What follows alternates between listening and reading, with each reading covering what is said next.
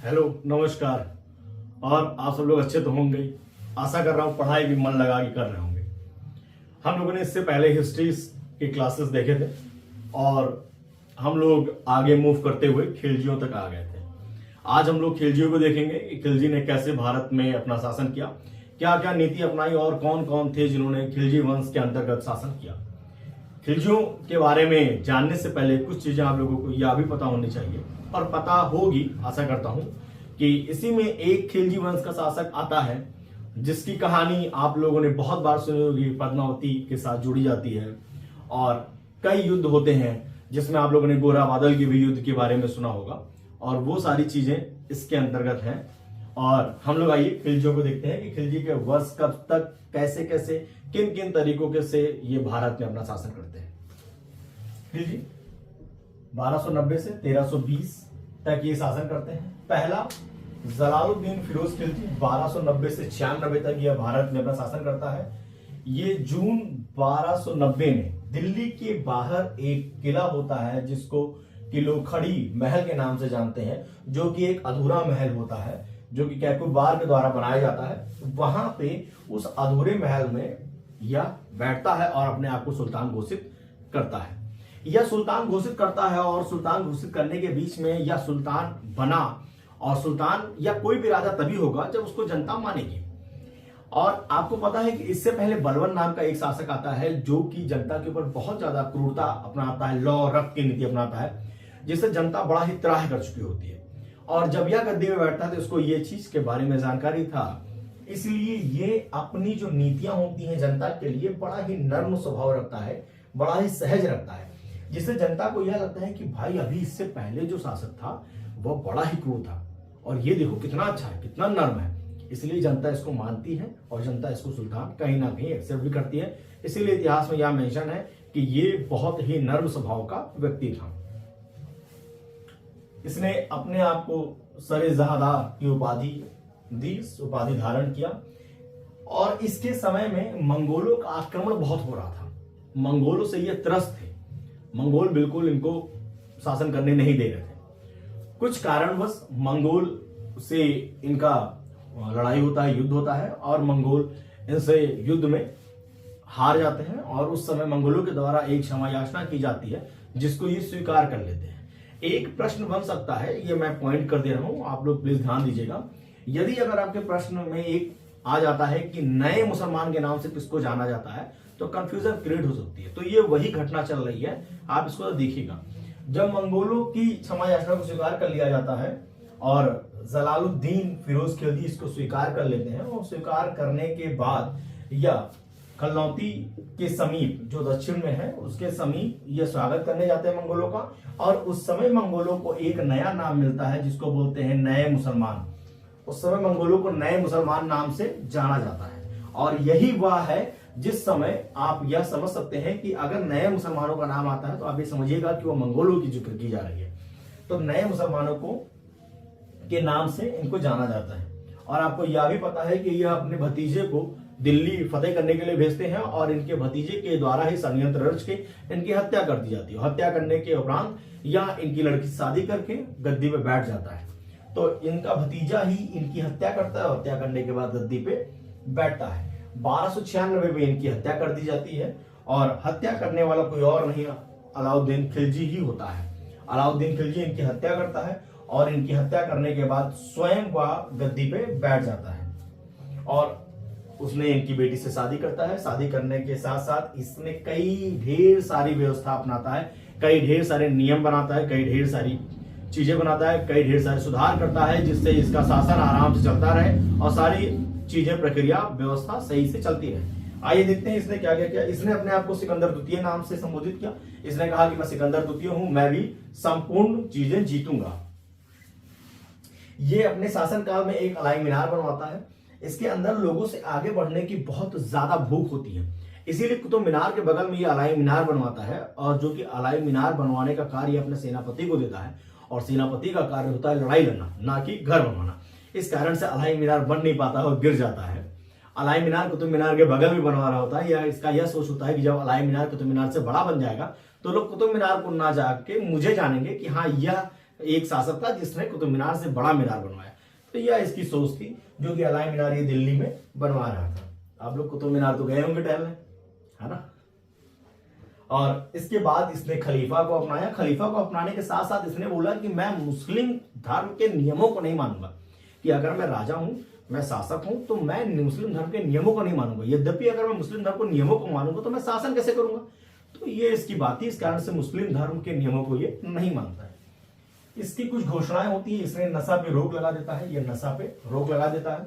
इसने छोटे त्योहारों पे लोगों को रोक लगाता है, और ये बड़े लोगों को सभा करने से रोक लगाता है, क्योंकि इसको पता होता है कि बड़े लोग मीन्स अमीर लोग, अमीर लोग जिनके पास धन होता है, जिनके पास धन होता है, वह किसी भी तरीके की व्यवस्थाओं को सही या गड़बड़ कर सकते हैं। इसको यह डर होता है कि यदि अमीर लोग एक साथ सभा करेंगे, मिलेंगे, तो हो सकता है वह अपने पैसे के दम पे हमारी जो हमारा सल्तनत है, जो हमारा सरकार है, उसको यह गिरा दे। तो इस कारण से यह बड़े लोगों को मिलने पे रोक लगा देता है। कहता बड़े लोग नहीं मिलोगे, तुम लोग मिलोगे तो गड़बड़ करोगे, और गड़बड़ करोगे तो मेरी गद्दी हिल जाएगी। तो इसलिए ये बड़े लोगों को मिलने पे रोक लगा देता है। ये गुप्तचर भी रखता है। गुप्तचर रखने का इसका यह होता है कि कौन सी चीजें कैसे कैसे घटित हो रही है, इसके बारे में इसको इंटरनल जानकारी मिलती रहे, और यह उस चीज को सफाया करके अपना शासन आराम से करता रहे। इसने एक चीज और क्या था, और यह भी कह सकते हैं कि इसने बहुत बड़ा कार्य भी किया था। जितनी भी भूमि शुरू से दान की गई थी लोगों को, चाहे वो सेना को, चाहे जिसको भी हो, वह सारी भूमि को, दान की गई संपूर्ण भूमि को या सरकारी भूमि के रूप में बना देता है, और उसको खालसा भूमि में कन्वर्ट कर देता है। कहता है कि जितनी भूमि दान की गई वह सब भूमि आपकी नहीं भैया, अब वह भूमि खालसा भूमि। खालसा भूमि का मतलब वह सब भूमि सरकारी भूमि। इसने सुधार क्या किया, आइए देखते हैं। इसने सेना को भूमि, जब अभी तक भूमि दी जाती थी, मतलब धन के बदले भूमि दी जाती थी, तो इसने सुधार में क्या किया, इसने कहा कि अब भूमि भी नहीं मिलेगी, अब हम नगद वेतन देंगे। आपको नगद वेतन देने का कार्य, सेना को नगद वेतन देने का कार्य यह प्रारंभ करता है। इसके साथ साथ सेना को वर्दी देने का काम करता है। वर्दी मतलब पोशाक देने का काम करता है। इसके साथ साथ इसने सेना के लिए कैंटीन और गृह बनवाने का भी काम करता है, क्योंकि इसको यह पता होता है यदि साम्राज्य विस्तार करना है तो सैन्य ताकत बहुत जरूरी है, और सैन्य का सपोर्ट बहुत जरूरी है, और वो दिल से सपोर्ट बहुत जरूरी है। इसलिए ये सेनाओं के लिए बहुत ढेर सारे सुधार करता है, नीतियां लाता है, जिससे सेना इसके साथ जुड़ी रहे और आगे कार्य करती रहे और इसको जीतने में मदद करती रहे। इसलिए यह सैन्य के लिए इतने ढेर सारे सुधार करता है। इसके समय में कुछ कर भी लगाए जाते हैं। आपको पता है किसी भी अर्थव्यवस्था को चलाने के लिए, किसी भी शासन सत्ता या देश को चलाने के लिए धन की आवश्यकता होती है, और धन कहां से मिलता है, टैक्स के रूप में मिलता है। इसने कई अलग अलग तरीके के टैक्स लगाए। एक जजिया कर, जो कि आप देख रहे हैं शुरू से लगते चला आया है, जो गैर मुसलमानों को सुरक्षा के रूप में दिया जाता है। जकात, जो केवल मुसलमानों के लिए होता है। खुज्म, जो सैनिक होते हैं, सैनिक जब कहीं युद्ध करने जाते हैं, आक्रमण करते हैं, तो वहां पे चीजों को लूटते हैं, तो लूटे हुए धन में से हिस्सा लिया जाता है, जिसको खुज्म के नाम से जाना जाता है। खराज, खराज जो मुस्लिम भूमि पर टैक्स होता है। चरी, जो जानवरों के ऊपर टैक्स होता है। धरी, आपको लग भी रहा है, मकान के ऊपर टैक्स होता है। और एक कृषि कर होता है। कृषि कर का मतलब यह है कि किसान जितने भी धन का उपज हुआ है, उस उपज का 50% टैक्स के रूप में इनको देना है। सबसे बड़ा टैक्स किसानों के ऊपर 50% का यहीं पे लगता है। ये चीज आप लोगों को ध्यान होना होगा। आइए देखते हैं। इसके 4 प्रमुख सेनापति होते हैं। 4 प्रमुख सेनापति, जो इसके 3 पहले होते हैं, और एक को ये खरीदता है। जब नुसरत को गुजरात पर हमला करने के लिए भेजता है, तो वहां पे तट पे इसको एक व्यक्ति मिलता है, जिसको 1000 रुपए दिनार में यह खरीदता है, जिसका नाम होता है मलिक काफूर। मलिक काफूर के बारे में बहुत सारी चीजें हैं जो आपको देखनी पड़ेंगी अभी। इसका एक सेनापति होता है उलुग खान। इसका एक सेनापति होता है जाफर खान। जाफर खान जो मंगोल आक्रमण, आपको पता है मंगोल शुरू से इनको चैन से जीने नहीं दिए। मंगोल आक्रमण में होता है, मंगोल आक्रमण को शांत करने जाता है, क्योंकि मंगोल आक्रमण को शांत तो कर देता है, लेकिन अपनी जान गंवा बैठता है। तो मंगोल आक्रमण के समय किस सेनापति का देहांत हुआ था खिलजी वंश में, तो वह उत्तर होगा जाफर खान का देहांत हुआ था। उसके समय 27 बार आक्रमण लमसम होते हैं मंगोलों का। उसके बाद मलिक काफूर, मलिक काफूर को यह दक्षिण विजय के लिए भेजता है, क्योंकि मलिक काफूर बहुत चालाक होता है, शातिर होता है, और अपने पराक्रम के बल पे यह राजा को बड़ा ही प्रसन्न कर लेता है। तो इसलिए इसको दक्षिण विजय के लिए भेजते हैं। और जब यह दक्षिण विजय के लिए जाता है, तो वहां वारंगल के एक शासक होते हैं प्रताप रुद्रदेव। प्रताप रुद्रदेव को जैसे ही पता लगता है कि भाई खिलजियों का आक्रमण हो रहा है, तो वह युद्ध लड़ने से पहले ही अपने आप को आत्मसमर्पण कर देता है। भैया मैं तुमसे युद्ध लड़के जीत नहीं पाऊंगा, मैं आत्मसमर्पण करता हूं, तो आत्मसमर्पण वो अपने सोने की मूर्ति बनवाते हैं और सोने की मूर्ति को जंजीर लगवा के वो आत्मसमर्पण करते हैं। इतना तक तो चलाऊ था, वह हिंदुस्तान की शान कोहिनूर हीरे को इनको भेंट स्वरूप में दे देते हैं। कहते हैं कि ये भैया कोहिनूर हीरा है, या भेंट स्वरूप आपको हम दे रहे हैं, या मेरी तरफ से आप तोहफा स्वीकार कीजिए। कोहिनूर हीरे का एक अलग इतिहास है। कोहिनूर हीरे को कहा जाता है कि वह जिसके भी सर चढ़ता है, एक समय जरूर आता है जब वह उसको धरातल पे लाके पटक देता है। आप इतिहास उठा के देखेंगे, कोहिनूर जिसके भी सर चढ़ा वह धरती पे लेटा। वह कहीं से भी आप किसी को भी कन्वर्ट करें, आप इशारा समझ रहे होंगे। हो सकता है आप अभी इस समय की भी करंट इकोनॉमी को जाके देखेंगे, जो करेंसीज चल रही हैं, जिस तरीके से वैल्यूएशन अप एंड डाउन हो रहा है, उसको भी आप देख सकते हैं। आगे कोहिनूर के ऊपर भी डिस्कशन होगा, लेकिन किसी और वीडियोस में। आइए आगे देखते हैं। उसके बाद दक्षिण में एक और शासक मिलते हैं जिसका नाम होता है रामचंद्र देव। रामचंद्र देव की वीरता को देखते हुए उनको मृत्यु दंड ना देके उनको अपने साथ मिला लिया जाता है और एक जगह की उनको जिम्मेदारी दे दी जाती है कि आप यहाँ पे रहिए, कारोबार कीजिए, हमारे साथ रहिए। इनका नाम होता है रामचंद्र देव। ये बहुत ही वीर होते हैं दक्षिण में, और दक्षिण में इनकी वीरता को देखते हुए इनको अपने साथ मिलाया जाता है।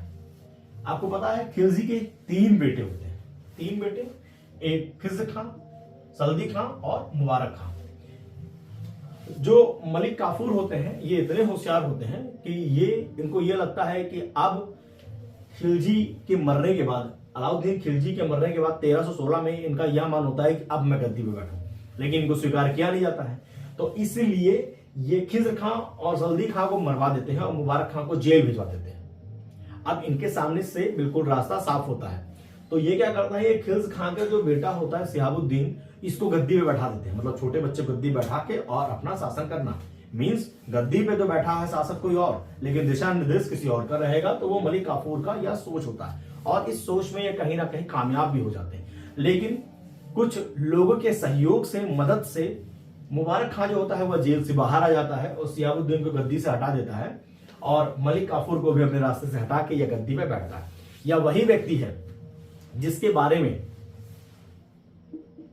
मुबारक खिलजी के बारे में बात हो रही है, या वही व्यक्ति है जिसके बारे में कहा जाता है कि ये बड़ा ही रंगीला किस्म का व्यक्ति होता है, बहुत ही अपने मन मुताबिक काम करता है, या किसी को नहीं मानता। ये ना खलीफा को मानता है ना किसी को मानता है, इसका जो मन करता है वो करता है। कई बार सभा में ये बिना वस्त्र धारण किए चला आता है। मतलब कहा जाता है कि ये अपने बुद्धि के अनुसार कार्य करता है, इसका जो मन करेगा, कभी कोई वस्त्र तो कभी कोई वस्त्र, कभी बिना वस्त्र के चला आता है। इससे सभा बड़ी परेशान होती है। कई बार तो सभा में यह भी कहा जाता है इसके द्वारा कि जो सभा में लोग बैठे हैं वह अभी बिना वस्त्र के हो जाए। तो ऐसी कई घटनाएं इससे जुड़ी हुई जो कि इसके व्यवहार को बहुत ही ज्यादा बेकार कर देती है सभा में लोगों के प्रति। इसके द्वारा कुछ कार्य भी किए गए थे। जब यह गद्दी पे बैठता है तो बैठने के बाद यह देवगिरी पे चढ़ाई करता है, और देवगिरी पे चढ़ाई करने के साथ साथ वहां के जो राजा होते हैं हरपाल देव, यह हरपाल देव की हत्या करा देता है। हत्या कराने के साथ उसको, उस क्षेत्र को अपने क्षेत्र में, अपने सल्तनत में मिला लेता है। इतना ही नहीं, यह देवगिरी का नाम बदलकर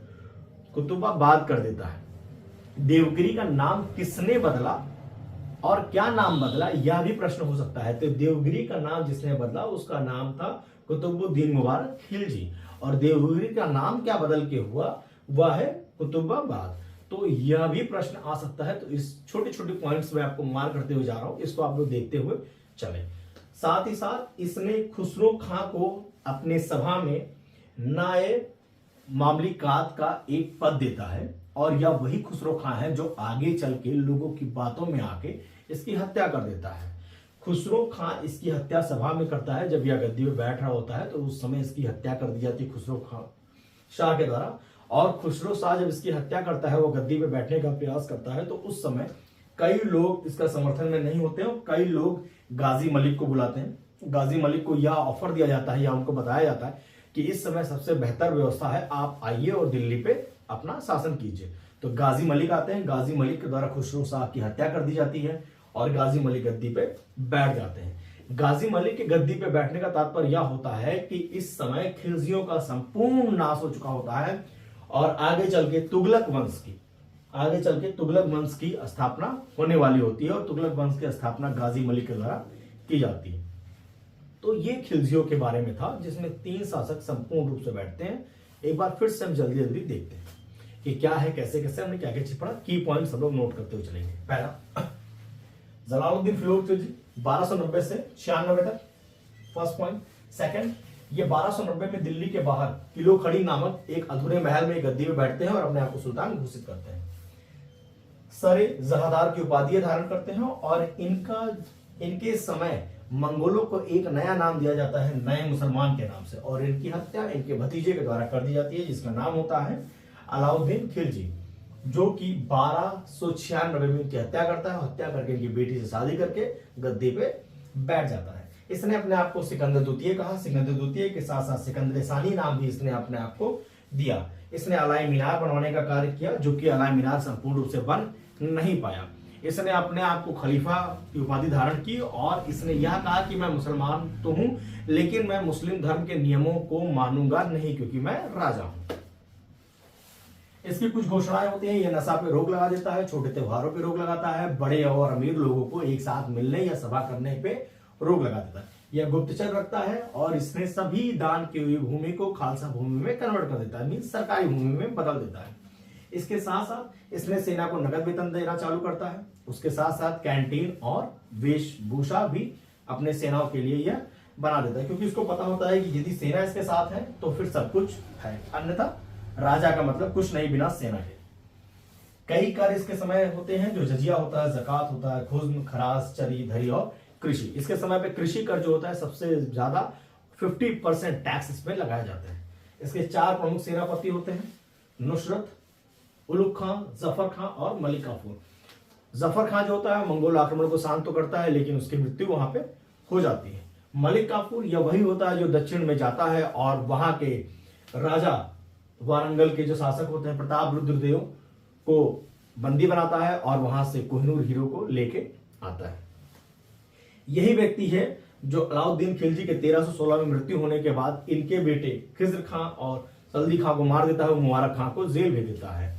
और इसके जो खिज्र खां का जो बेटा होता है सिहाबुद्दीन, उसको गद्दी में बैठा के और अपना शासन करने का विचार करता है, लेकिन मुबारक खां जेल से निकल जाता है और सिहाबुद्दीन को हटा देता है गद्दी से, और उसके बाद मलिक काफूर को भी यह अपने रास्ते से हटा के शासन करता है। यह वही व्यक्ति होता है कुतुबुद्दीन मुबारक खिलजी, जो 1316 से लेकर 1320 तक शासन करता है। और इसी व्यक्ति को कहा जाता है कि यह बिना नियम के काम करता है, कोई नियम नहीं होता, इसके मन में जो आता है वही करता है। बिना वस्त्र के आता है, कई अलग अलग तरीके के वस्त्र पहन के आता है और लोगों से भी कहता है कि तुम भी यही करो जो मैं कर रहा हूं। इसने अपने समय में एक क्षेत्र को जिसका नाम देवगिरी होता है उसको अपने सल्तनत में मिला लेता है और उसका नाम बदल देता है कुतुबाबाद।